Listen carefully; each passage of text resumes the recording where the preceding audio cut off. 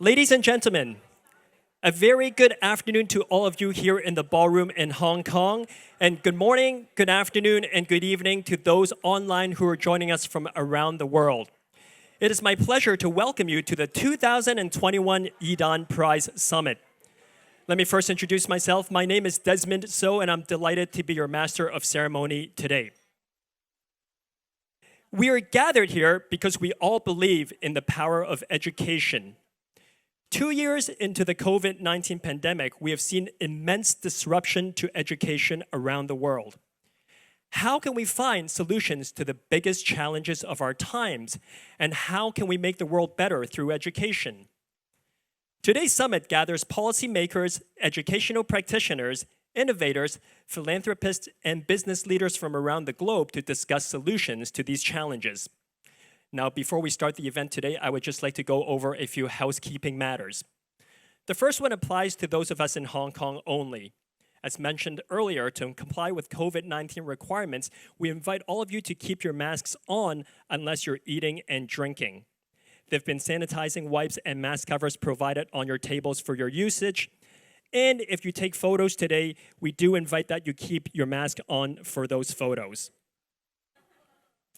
If you're active on social media, of course, we encourage you to post lots of pictures with friends and colleagues today. Please use the hashtag 2021 Yidan Prize Summit and tag us on Facebook, Twitter, LinkedIn, Instagram, as well as WeChat. I'll give you that hashtag once again. It's hashtag 2021 Yidan Prize Summit.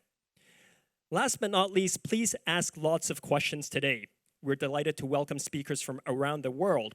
Due to time differences, some panels have been pre-recorded, but you'll still have a chance to pose questions to some of our speakers in our live Q&A sessions.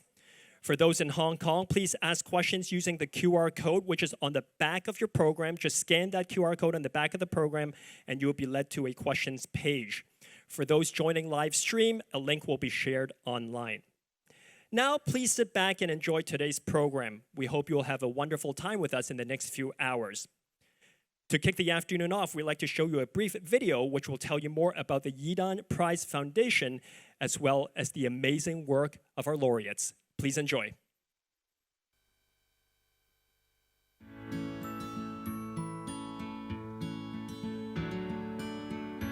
We started the Yidan Prize to create a better world through education.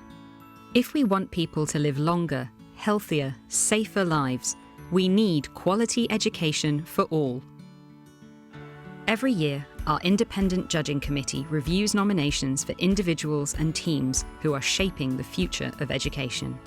Like our judges, these nominees come from a wide range of backgrounds and specialisms, and from all over the world. We award 2 prizes annually. For education research, our judges highlight work that explores the theory of learning, so educators can understand different approaches through a methodical lens. And in education development, they look for laureates that enrich the practice of learning, new methods, and new ways to make education more widespread and champion techniques that work. We focus on these areas because research and development work closely together, constantly reinforcing each other and revealing new paths to explore. We award our laureates a cash prize and a project fund so we can help their great work ripple around the globe. We proudly support projects that include exploring how our minds learn from our earliest days, bringing quality education to the most remote, rural parts of South America and beyond, transforming how we teach and learn by taking a scientific approach, and keeping millions of girls in African schools, building communities that continually reinvest in female education. We believe in the power of our community too. That's why we've created our Council of Luminaries. We're bringing together leading lights in education to collaborate and use their collective voice. Experts in play-based learning, neuroscience, statistics, economics, and psychology. They're challenging established wisdom and rigorously testing what we know, or think we know, about teaching and learning. They remind us that education is a right, not a privilege, and that we can and must do more to reach every learner, including the most marginalised. Our luminaries also show us how we can partner with governments, philanthropists, civil society, service providers, and beyond to make today's innovations into tomorrow's systemic changes.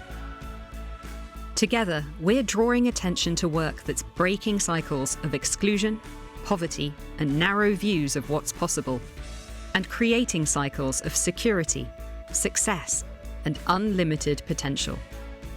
All of which shows that when we champion bright ideas, we really can create a better world through education.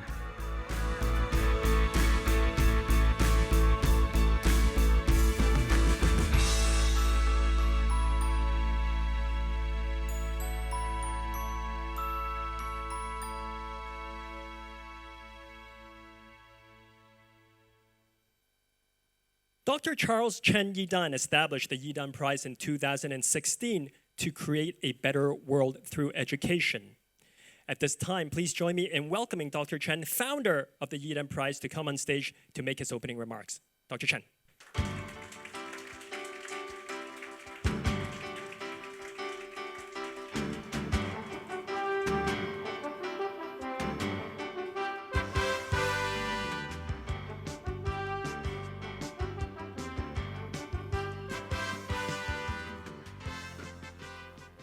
Distinguished guests, ladies and gentlemen, a very good afternoon to you.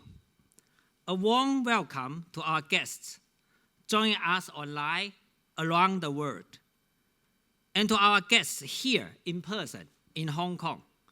I'm delighted we can be together. The Yidan's mission is to create a better world through education. We are now in our 5th year and have awarded 11 Yidan Prize laureates. Last year, we established our Council of Luminaries, bringing together some of the brightest minds from fields like psychology, economics, early childhood, and statistics. Their work supports ideas and practices which have the power to positively change lives for millions of learners around the world. It's hard to talk about education today without talking about COVID-19. We are coming together to discuss creative solutions to the challenges which the pandemic has highlighted. Challenges such as learning losses, social inequality, and the impact on mental well-being. And we will discuss solutions which clearly place the learner at the heart of education. A kind of practical, measurable steps can we take to do that? Our distinguished speakers will explore solutions for the road ahead. I would like to share 3 points to note. First, we have an opportunity to reimagine the future of education and truly transform it to meet the needs of the next generation. The pandemic has brought many problems into sharp relief, but these problems are not new. Now is the time to adjust them, to rethink our education systems. UNESCO released a report in November. This report gathered the opinions of more than 1 million people and educational experts from all over the world, including our Council of Luminaries.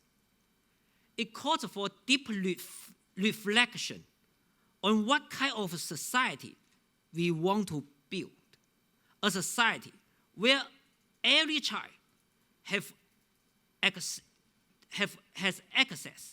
to education, to schools that are inclusive and innovative, to teachers who are determined to help every child learn. To my second point, in order to achieve this, research and practice show that we need to place learners at the heart of education. We will hear from Dr. Rukmini Banerjee on Platham's mission. Every child in school and learning well, and learn how they have improved learning outcomes by starting at the learner's level. In her work, we see effective child-centered solutions at scale. We see that by learning essential skills at the right level, children can make meaningful progress in school and in life. Third, innovations have the potential to accelerate educational progress. Learning through play is one such innovative approach. When children learn through play, they are active, curious, and free to explore. These experiences translate into skills such as critical thinking, collaboration, and confidence needed to navigate the future. We need to enrich the learning experiences of young people and help them develop these skills needed for the workforces of the future. Schools, teachers, parents, and society must play an active role. With their support, we can create a child-friendly environment for playful learning and take place within and beyond the classrooms. But of course, for many classrooms and schools have been closed due to the pandemic, and students are still affected by partial or full school closures. Learning losses and the long-term impact of those losses will affect workforces and economies globally for many years to come. Professor Eric Hanashek's work is an example of innovative research that connects education and economics. His work shows that teachers play a critical role in learning outcomes, and they will have a huge impact in bridging these learning losses. Quality teachers and education will continue to be essential for the growth and development of economies in the future. Let's reimagine the future. A future where teachers and schools place learners at the heart of education. A future where innovations bring real and impactful change. This is a future we can create, and a world we will all be very happy to be part of. Together, we can create a better world through education. Thank you. Thank you very much, Dr. Chen, for your warm welcome.